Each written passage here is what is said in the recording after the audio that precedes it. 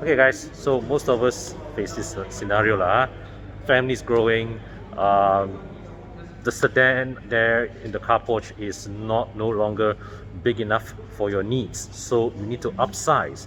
You need to go to a seven-seater, and but you're still on a budget, all right, below 100,000 ringgit. What's the best, car to buy?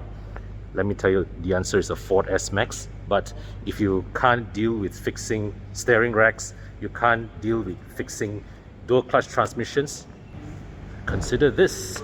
This is going to launch soon, the new Mitsubishi Xpander, and from what I've been told, they are targeting a sub 100,000 ringgit price tag.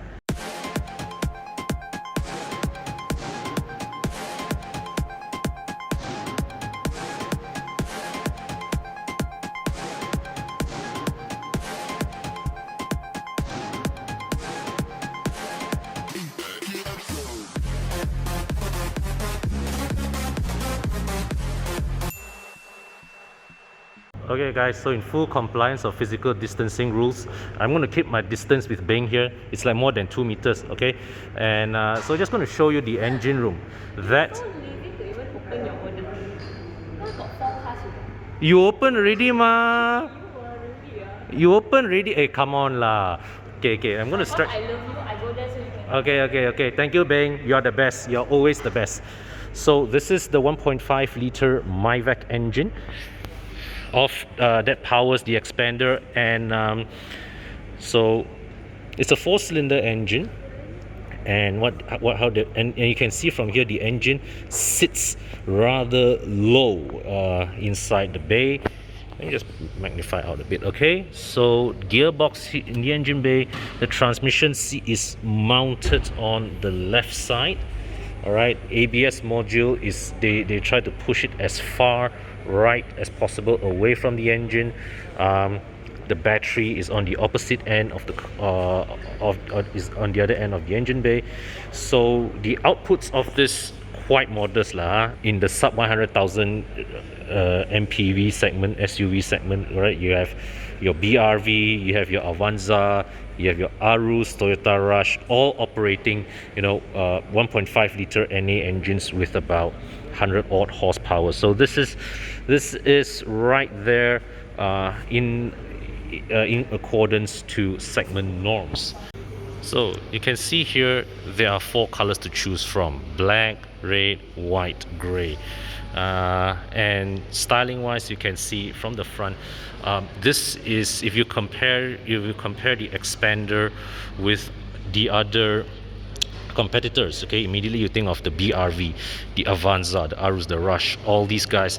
The Xpander's front end styling really does stand out, really looks more aggressive than the rest, even though mechanical spec wise it doesn't break new ground, but styling wise this thing looks it looks a step up from the competition, I would say. A very dynamic, very sophisticated looking front end, and this has been Mitsubishi's styling language, that they have been carrying since the Outlander. So this continues on that. And so you see from here, right now, this is not the headlight. The headlight is here, okay? This is the headlight signal light. This is the position and daytime running light.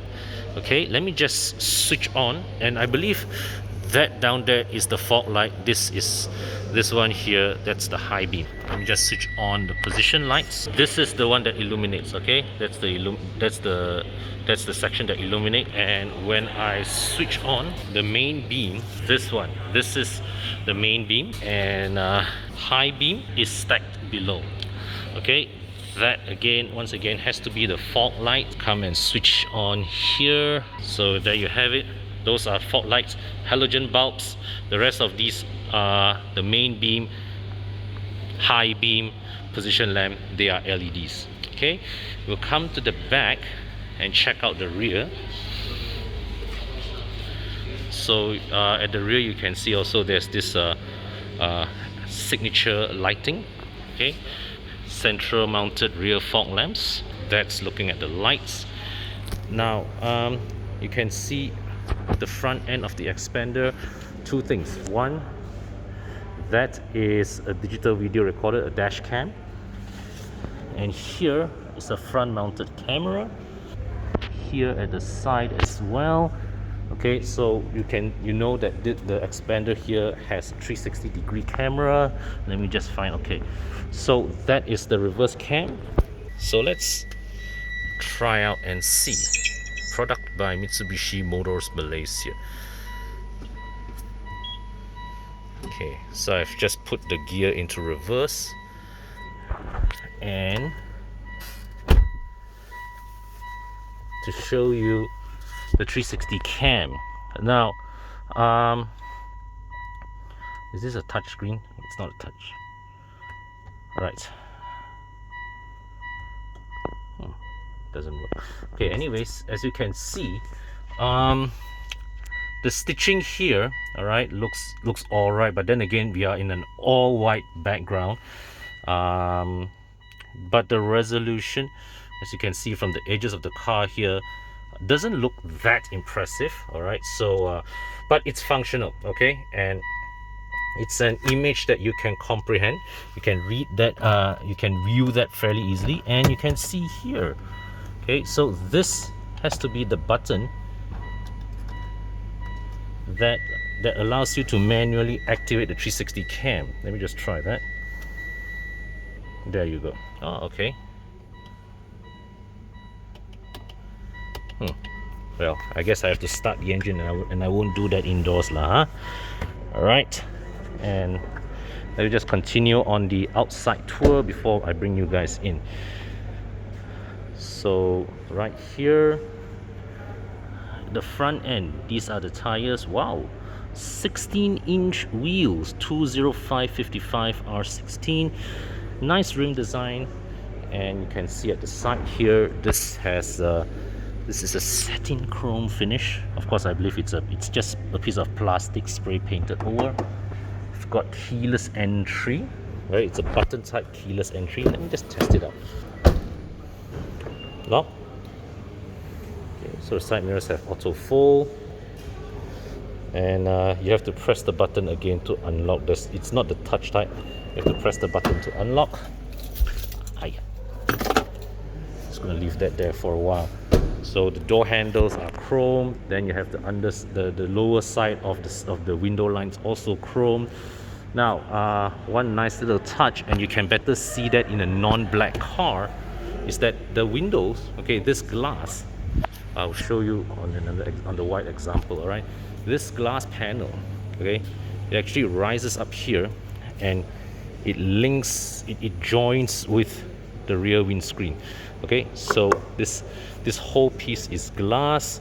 They just put a little plastic piece here, okay, so it visually joins with the tail light and the windscreen. And curiously, what they have done here is they have created this little separation here between the tail light cluster and the windscreen. Okay, this is a plastic.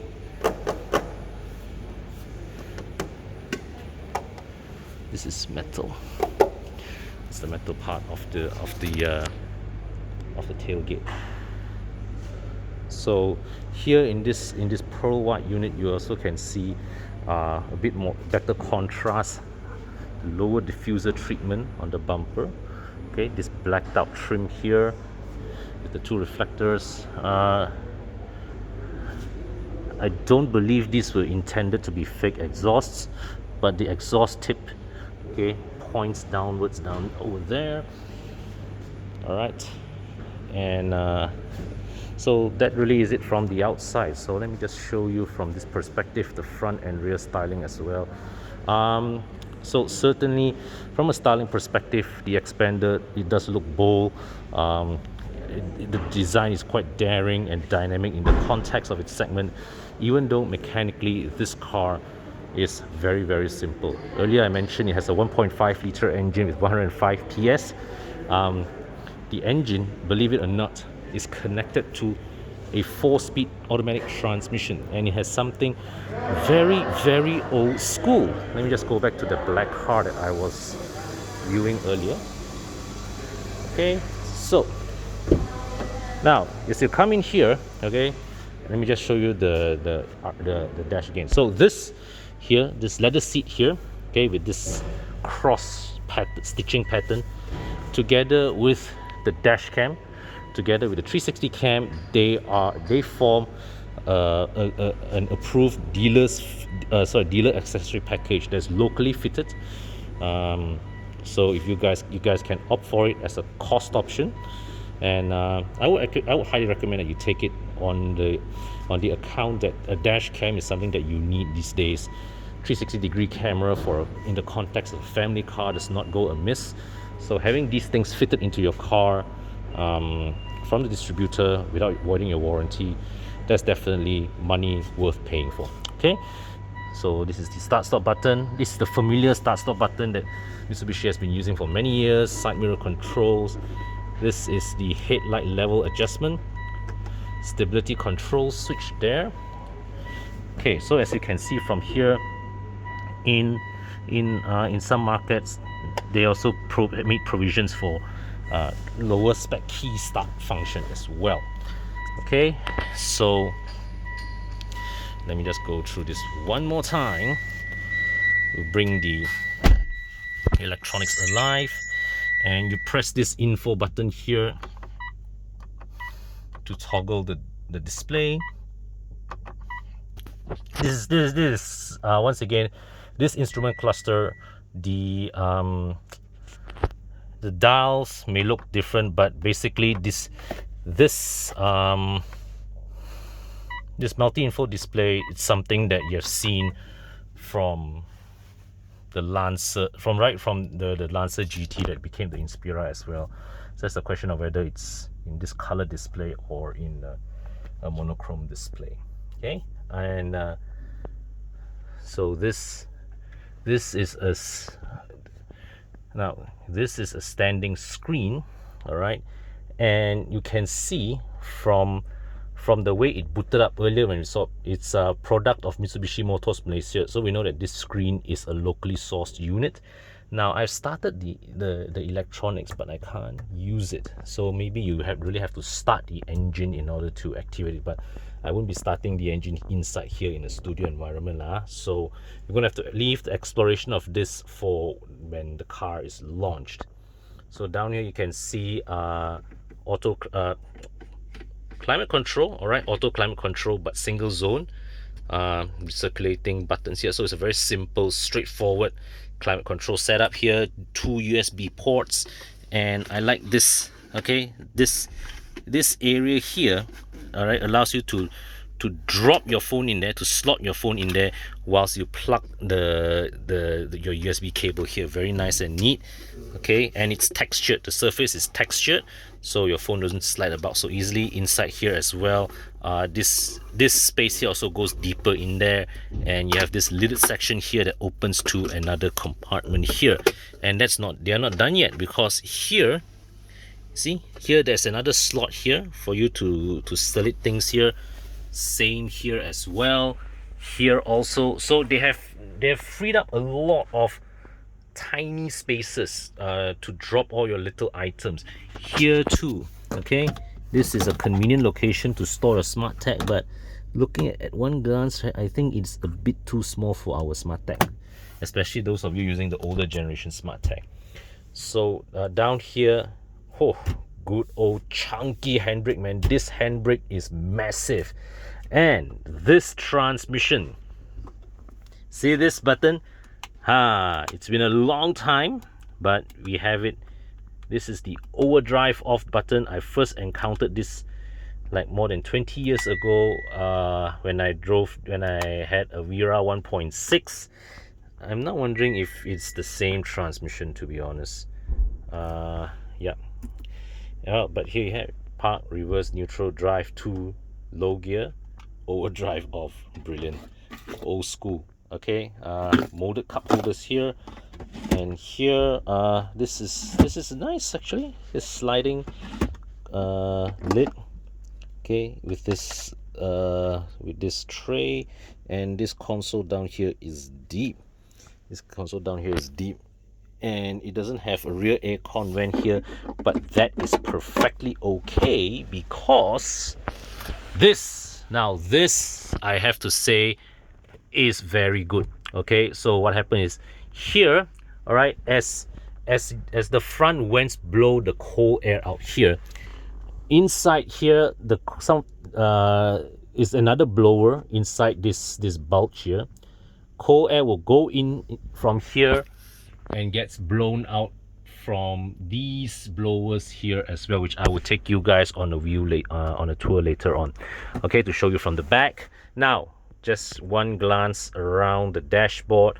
I have to say, for a cabin this segment, well, these are hard plastics, as you would expect, fake stitching patterns here, but they have put in the effort to give the dashboard some layering in its design, a touch of flair. So I would say that full marks for effort. Well, of course, it doesn't really escape, you know. And you can see here, even the steering wheel here, they took the effort to put this piano black finish here to really they try to give you a bit more sense of occasion than you have come to expect in this segment. Even here, you see the aircon knobs. All right, there is actually texture at the on the perimeter of the knob, but of course the quality, the tactile feel of the quality is average. It's not poor. You still have steering mounted controls. All right, you even got auto headlights. Okay, so let's go to the back.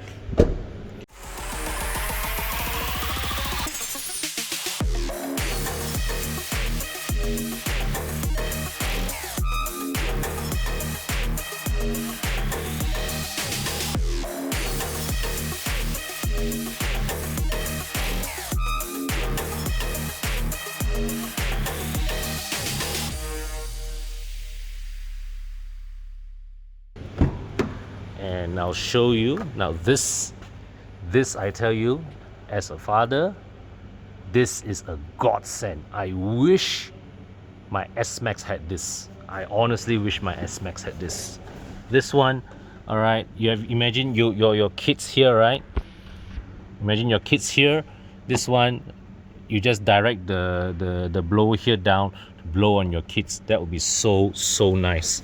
Okay, and so, well, room here is obviously tight, but I believe, yep. Okay, so this is adjustable, and as you would expect, well, nothing much to shout about in terms of thigh support, but there's good enough room. And look at this, multiple pockets here on at both seat backs. All right, let me just see if I can adjust the seat back support. I can. So I've got a recline adjustment, and right now where I am now with the seat adjusted back, this is a nice posture, to a relaxing position for me to cover a long distance drive. All right, when with somebody else behind the wheel. Okay,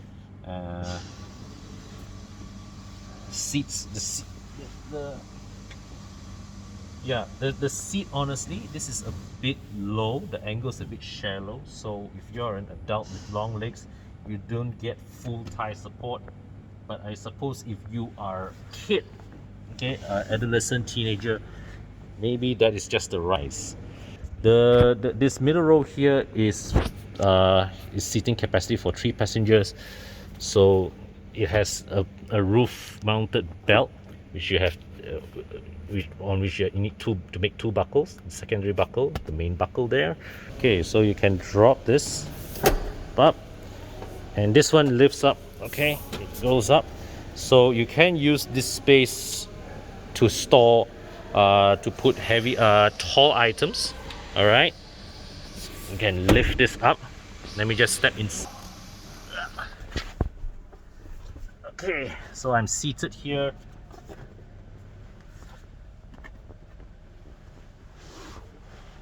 Wait, have to lift this.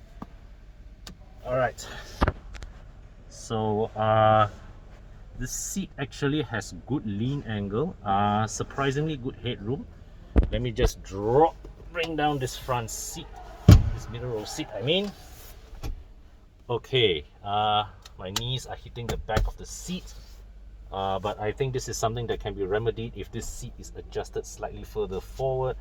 But this aside, right, I have to say, what really surprises me is the amount of headroom. Okay, thigh support in the context of a small third row MPV is actually not bad. Okay, so if only this seat can be pushed a bit more forward, and I think it can, if you look at how this one is doing. Okay, this one has it's about 2 inches forward. I think this would be rather decently comfortable accommodation. Now, one more thing to show you guys: the rear seats 2 passengers, and this is probably the bulge for the third brake light, as well as for maybe for even the tailgate hinge. And this part here, you can see they put in the effort to clear as much space here as possible to free up headroom. Okay, similar to here, if you're seated on this side, you get this area to where your headroom is maximized. So that's good. Okay, and let me just free myself. Yeah. So we come to the back, and I open this. So I've pulled both the third row seats up, and immediately I can tell you this rear section will swallow more cargo than my S-Max with the third row up. Underneath here, wow, useful 3 hidden compartment that is nicely partitioned as well. And here also more brilliant partitioning. Inside here is the jack and emergency tool kit. So you pull, I believe you pull this one, pull this strap to drop the seat, and wow, lovely. Okay, I realized this. Even the third row allows lean adjustment. Brilliant. So drop this part. Okay, and you can see the difference. Okay, that side the seat is up. You still have, you look at this, there's still a fantastic amount of cargo space. Beyond that, now here you can see the cargo slopes up, the space here slopes up, but they got everything aligned nicely to create a seamless floor, so you can put things down here without worrying that they will rock about. And this is also very clever construction. There's a 12-volt socket here, a slot here for you to drop your, I don't know, your phone if you want. This one also, this slot here is sized just right for a mobile phone to drop here. Bottle holder, same over there. This is mirror over there. Bottle holder, phone. Okay, this side don't have 12-volt socket, but that's fine. And that 12-volt socket will double as your luggage compartment power socket. Now, one thing I just only noticed upon viewing it from here is that they actually provided a 2-tone interior. Okay, and what I like about this is that when you create the upside here with beige, right, it really gives you that feeling of airiness and roominess of the cabin. So that's a very nice touch. And just realize also, third row passengers have grab handles, so that is another very, very good touch. So this MPV is obviously there are a lot of very thoughtful, very practical touches, and I would say that compared to many other Mitsubishi vehicles that I've reviewed recently, there seems to be, they seem to have put in more effort in fine-tuning this product for the market. Okay, in trying to make this as best as they can. I believe maybe it's perhaps Mitsubishi sees that this is a product that would really be a hit in the Southeast Asian market. So so they've put in the effort where I think consumers at this segment will appreciate the styling, the space, the interior practicality, some wow factors like 360 cam, dash cam, leather seats, okay, but they have kept the running gear simple. 1.5 liter 4-speed automatic. So previously, right, if you're looking for, you know, a simple no nonsense MPV, what were your choices? Alza, Grand Livina, that's gone. Maybe, and there was at one point rumors that this could form the basis of the next generation Grand Livina, but we don't know about that anymore. Your other options would be the Honda BRV, the Toyota Avanza, and this I think, to me, it just injects a new flavor into the segment, and yeah, I think this should be a hit in the market. I understand it is already a hit in Indonesia, and you guys, if you are looking for, yeah, a simple no nonsense people carrier, come look at this one, the Mitsubishi Xpander.